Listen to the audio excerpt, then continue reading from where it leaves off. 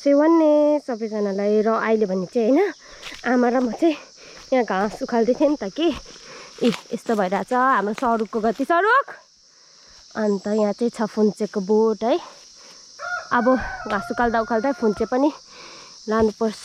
Hello सबैजनालाई है। यो चाहिँ के भएको छ, हाम्रो सरुक चाहिँ के भएको छ खोइ यता देखाइदेऊ।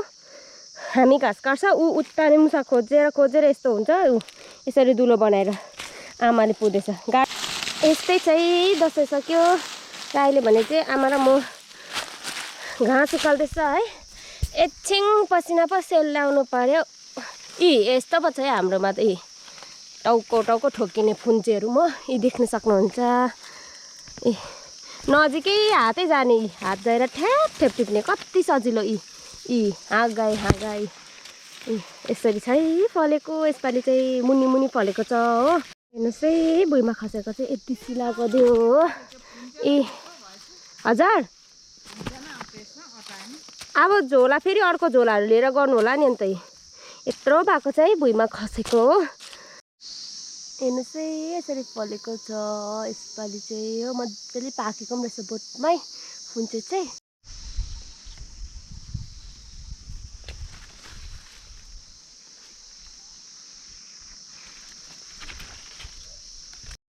यो चाहिँ पाकेको रहेछ कि टिपुङ भनेको खानको लागि।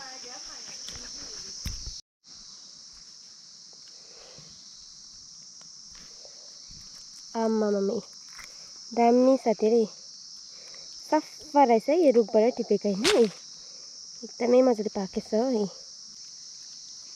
हातको गति अनुहार चिलाएर हो साथीहरू। अब यहाँ यो बोक्नुपर्छ। अन्त माथि घाँस पनि 1-2 भारी पो होला हौ भएको छ हो। त्यसकै साथमा सबैलाई बाई बाई। काम पनि त गर्नु पर्यो है, भिडियो मात्रै गरेर कहाँ हुन्छ। So by by.